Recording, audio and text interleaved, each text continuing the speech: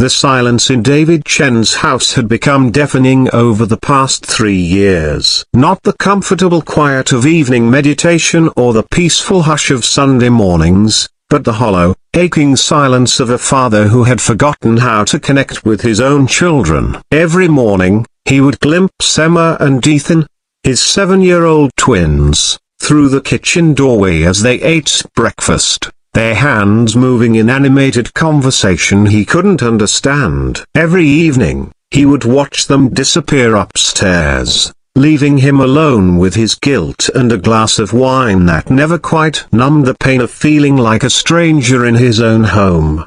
David's world had crumbled 3 years ago when Sarah, his wife and the twins' mother, died in a car accident. She had been the bridge between him and the children, fluently translating between their sign language and his spoken words. Without her, the family had slowly drifted apart, each member floating in their own sphere of grief. The twins retreated into their silent world, and David buried himself in 14-hour workdays at his law firm, convincing himself that providing financially was enough.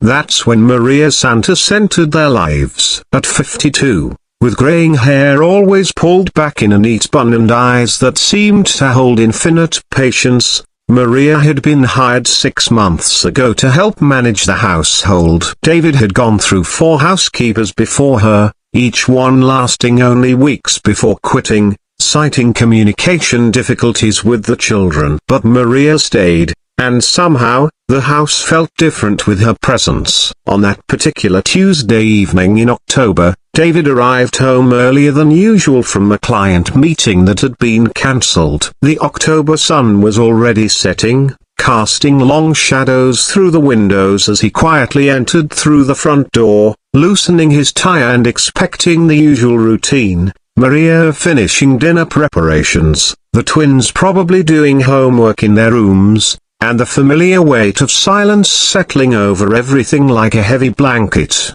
But instead, he heard something extraordinary. Music. Not just any music, but the vibrant, joyful sounds of salsa rhythms pulsing through the house. David frowned, setting down his briefcase carefully and following the sound toward the living room. As he approached, he could hear laughter, a real, genuine, bubbling laughter that he hadn't heard in his home for 3 years. David peered around the corner and stopped dead in his tracks. There, in the middle of the living room with all the furniture pushed aside, was Maria dancing with Emma and Ethan. But this wasn't just dancing, it was something magical. Maria had her hands on Emma's shoulders, guiding her movements while simultaneously signing instructions. Ethan was beside them, his face lit up with pure joy as he mimicked Maria's steps, his small hands moving gracefully through the air, communicating in ways David had never seen.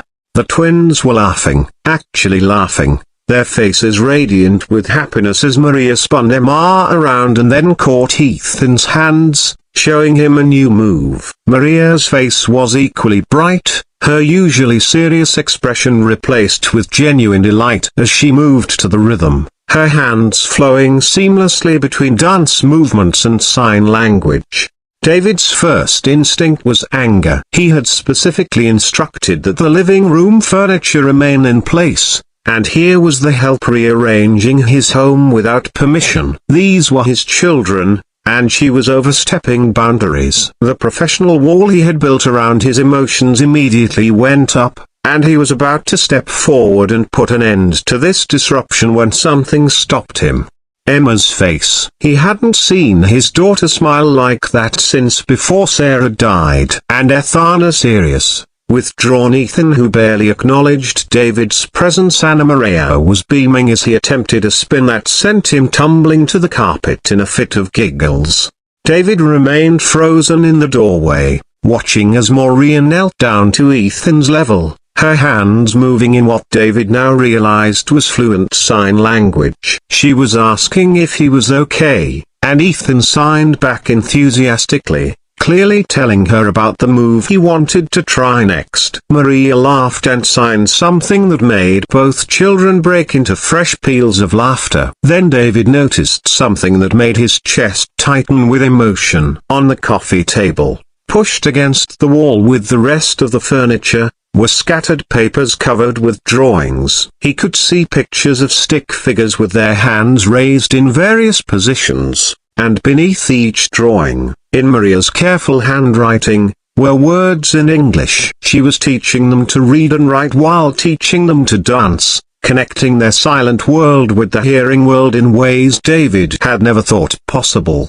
As he continued watching, Maria began teaching them a new sequence, but this time, she placed her hands on the wooden floor and signed for the twins to do the same. David realized what she was doing as she was helping them feel the vibrations of the music through the floorboards. Emma and Ethan pressed their palms to the ground, their faces concentrating intensely as they felt the bass rhythm pulse through their hands. When they caught the beat, their faces exploded with understanding and joy. Maria started the sequence again, and this time all three of them moved in perfect harmony, Maria calling out the steps in sign language while Emma and Ethan followed both her visual cues and the vibrations they felt through their hands and feet. They were experiencing music in a way David had never imagined possible. David felt tears stinging his eyes as he watched his child Rena really watched Thema for the first time in months. They weren't the broken,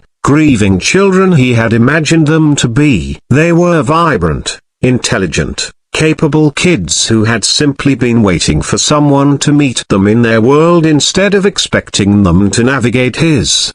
Unable to contain himself any longer, David stepped into the room. Maria saw him first, and her face immediately flushed with embarrassment. She began signing rapidly to the twins, clearly explaining that their father was home and the impromptu dance class needed to end. Emma and Ethan's faces fell as they saw David, and they began moving toward the stairs, their earlier joy evaporating. "Wait," David said, his voice catching. Both children stopped and turned, surprised by the emotion in their father's voice. David looked at Maria, then at his children, and made a decision that would change everything. Could you teach me too?"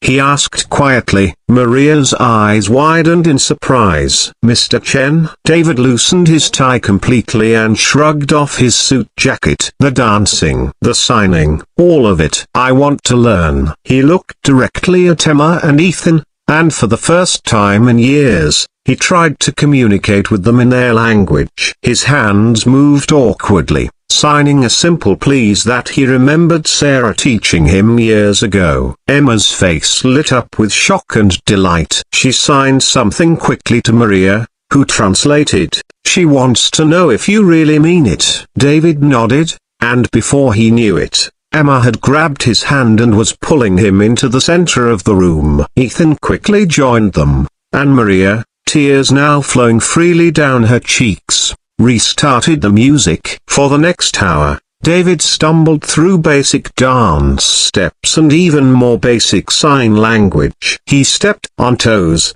mixed up signs, and felt more awkward than he had since middle school. But he also laughed harder than he had in 3 years. Emma and Ethan were patient teachers, giggling at his mistakes but encouraging him with enthusiastic applause when he got something right. As the evening wound down and David finally tucked his exhausted, happy children into bed, Emma signed something to him that Maria translated. She says, "Thank you for dancing with us, Daddy." She says Mummy would be happy. That night, David sat in his study with Maria, asking her to teach him basic sign language phrases. She explained how she had learned to sign years ago when her own nephew was born deaf, and how she had recognized immediately that Emma and Ethan were hungry for connection, not pity.